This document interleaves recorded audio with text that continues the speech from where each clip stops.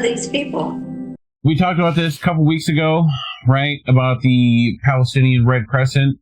At least me and Indy did. About them in uniforms and ambulances being attacked by Israel and people were murdered. So we also talked about those kill zone procedures a couple of weeks ago, right? And Eva Kareen Bartlett reminding people that those kill zones are not new, that that's policy that's been around. But I figured we'd do another round of Eva said it's not new. So this is from Eva in Gaza and beyond. If you've not seen her, blog, you should go in the little description there and finding it. But she writes how Israel hunts and executes Palestinian medics. Israel attacks on Palestinian medics are not new. They're an old Israeli policy on steroids. So, the Israeli army executed 15 Palestinian medics in Gaza, buried them, and lied about them being terrorists. For those paying attention, this barbarism is not new, only the latest war crime committed by Israel with this litany of war crimes over the decades. They also tried to bury them to hide their crimes. The combination of the medics' hands being tied, executed, and buried in a mass grave was so horrific that even usually indifferent global media reported on it, albeit without the outrage that would have accompanied such reports, with the perpetrator an enemy of the West.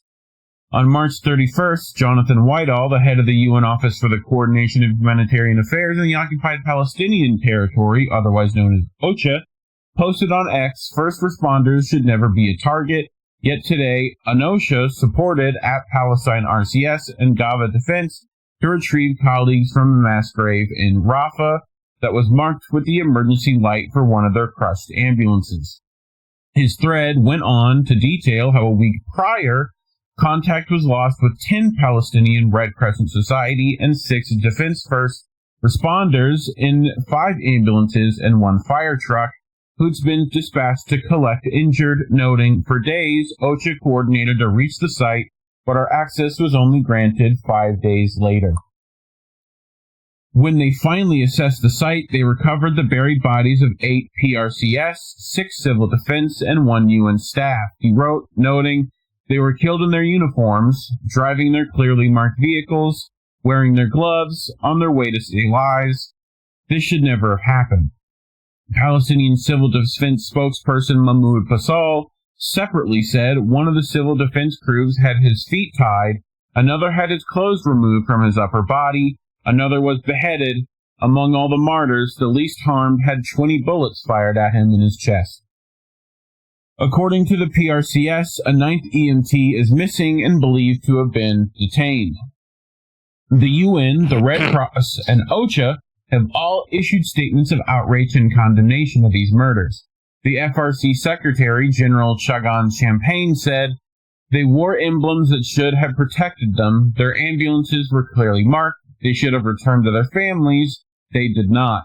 These rules of international humanitarian law could not be clearer. Civilians must be protected. Humanitarians must be protected. Health services must be protected. According to Champagne, 30 PRCS volunteers and staff have been killed since October 2023 alone. OCHA called the murders a huge blow to us and that these abhorrent acts require accountability. According to the UN, 408 aid workers, including more than 280 UNRWA staff, have been killed in Gaza since the war began on the 7th of October. UN Relief Chief Tom Fletcher wrote, they were killed by Israeli forces while trying to save lives. We demand answers and justice. The Guardian cites PRCS Dr. Bashar Murad, who spoke to one of the paramedics in the convoy. He informed us that he was injured and requested assistance, and that another person was also injured. A few minutes later, during the call, we heard the sound of Israeli soldiers arriving at the location, speaking in Hebrew, gather them at the wall and bring some restraints to tie them. This indicated that a large number of the medical staff was still alive. The Israeli Army media spokesperson, Lieutenant Colonel Nadav Shashani, predictably denied Israel Army wrongdoing and blamed Hamas, claiming the ambulances were advancing suspiciously. toward Israeli forces. He declared the execution of medics, some of whom's arms were bound, to be an elimination of a Hamas military operative, along with 8 other terrorists from Hamas and the Islamic Jihad. How many times have we heard that before? Plenty. Observers on X rebuffed Shoshani, including pointing out that the Israeli army had attacked ambulances for a very long time. Shoshani was indeed lying. Footage of the ambulances were found in one of the phones of the slaughtered medics. Footage clearly showed marked ambulances with lights flashing, not moving suspiciously, and coming under Israeli army fire. Eva can speak from personal experience. During January of 2009, Israeli war on Gaza, which began in late December, I was among a handful of international volunteers riding in PRCS ambulances to document their work and the victims they rescued. So Eva was right there in those vans with them. The first night of the Israeli land invasion, we were based in a PRCS center in Esbit Abad Rabo, east of Jabalia, with Israel shelling around us. By morning, we had to evacuate. By the end of the war, the center was nearly destroyed. But in terms of direct attacks on ambulance and hospitals, Eva can attest they occurred against unarmed medics and ambulances not carrying any Palestinian resistance, but retrieving wounded or killed Palestinian civilians, including elderly. In one instance, an Israeli sniper fired at least 14 shots at medics in the ambulance I was in, targeting the uniformed medics during supposed ceasefire hours, shooting one medic in the leg and shooting our ambulance. So she has footage, so we'll play that. One moment, please.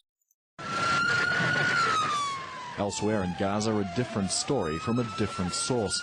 Spanish and Canadian human rights activists took these pictures showing medics rushing to collect a body. Shots ring out up to 13 times according to the crew. The medic has become the victim. The body they went to collect is left to lie on the road. They say one of the shots went through the head of the body and ricocheted into the leg of the medic. Since the war began, Palestinian medical sources say they've lost 21 staff to Israeli attacks. It contradicts Israeli claims that medical crews have not been targeted. So this was back in 2009. You know, pretty standard war crime of that Israel tends to commit. But any thoughts so far, Care Bear? I mean, you said it. It's a war crime. So, yep. What's going on? Like, how much more proof do we need in order to? I don't know. Right. Like, oh, I feel you, dude. Too much. Just too much. Yeah. So, a week prior, a medic Eva had accompanied one dangerous evening in the northwest of Gaza was killed the next day when the Israeli army fired a flechette shell dart bomb directly at the ambulance, shredding him with the razor-sharp darts, killing him. Survivors from the scene corroborated there was no resistance, only medics, and wounded and killed civilians. So that's what those flechettes are for. Usually fired at civilian vehicles or vehicles in general, you know, like not armored, right? Usually they're designed for like taking out vehicles, you know, they rip through like, you know, fuel lines and things like that. I mean, those will go through an engine block, like just the darts themselves. So, you know, fun times, I'm sure. Going through flesh, probably pretty easy for them. She later took testimonies from other PRCS medics who had been targeted by the Israeli army, some multiple times over the years, again in 2009. 2 medics told me how after getting permission from Israel via the International Committee of the Red Cross to retrieve wounded and martyred, 3 ambulances and an ICRC jeep came under Israeli fire repeatedly in northern Gaza. We were driving to the area, speaking with the Israelis on the phone. They'd tell us which way to drive, what road to take. When we got near the wounded, Israeli soldiers started firing. I told them we have coordination, and they said to wait. Then they began firing at us again. According to the Palestinian Center for Human Rights, that same day, Israeli soldiers fired on a convoy of 11 ambulances led by a clearly marked ICRC vehicle in central Gaza, injuring an ICRC staff member and damaging the vehicle. Another medic was shot in his leg while on a mission for PRCS in May 2008 and was twice targeted by Israeli snipers during the 2009 war. He was also in a building that was being bombed while emergency workers tried to evacuate the victims.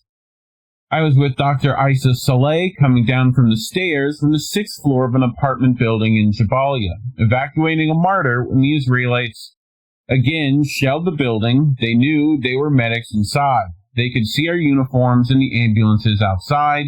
Dr. Salah was killed, his head decapitated by the bombing.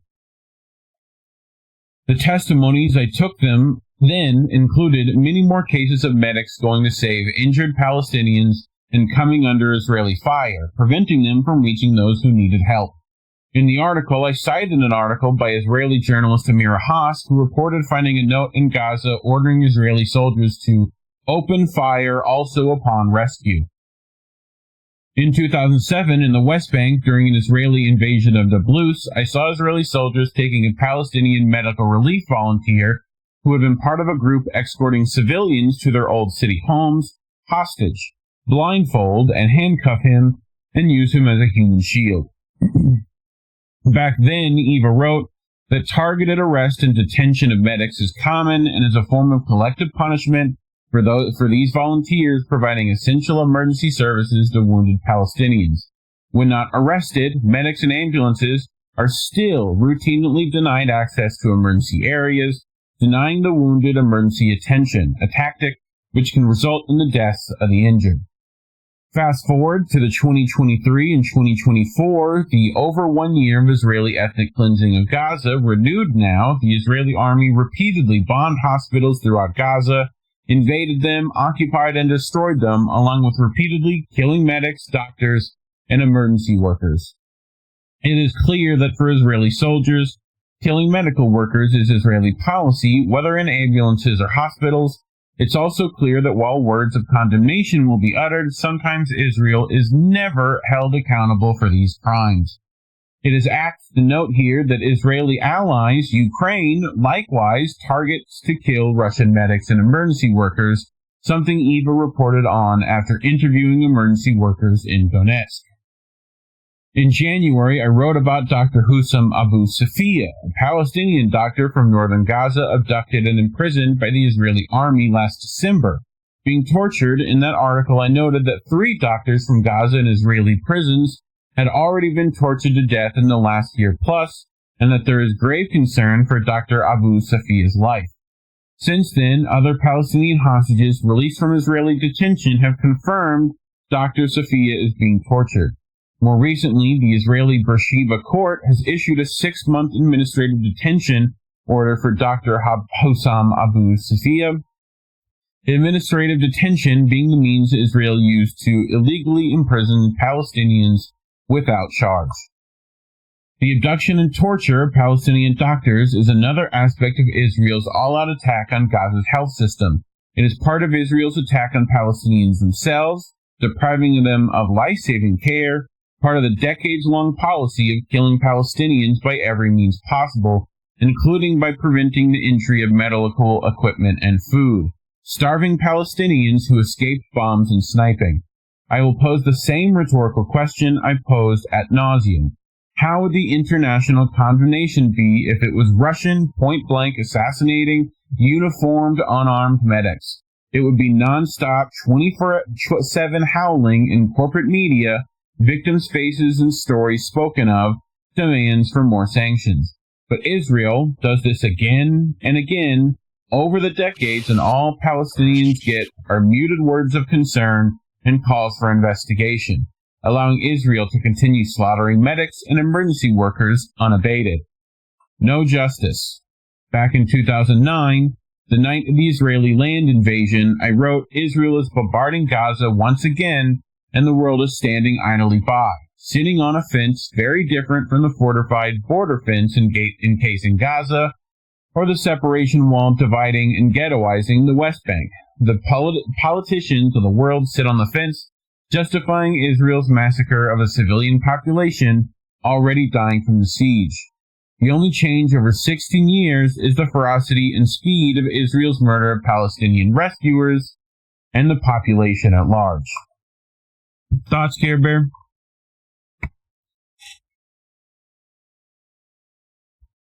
Yep. Same shit week to week. Fucking Eva Wright, when the fuck does anything happen? You know? Like, you know, like ICJ shit. When's that going to take into effect? You know? Any of that. We're waiting. It's not. Let's keep it. It's not. Well, yeah. So, is any foreign powers going to step in? Anything? Or would we just send them to Somaliland, I guess, and, you know, forget? Like, seems like it's the way it's going. Hopefully I'm wrong. But anyway, talking about these things are for sure why we're demonetized. Scan that QR code on your screen. Go to ko-fi.com/indienewsnetwork. Leave us a little monetary support. We appreciate it.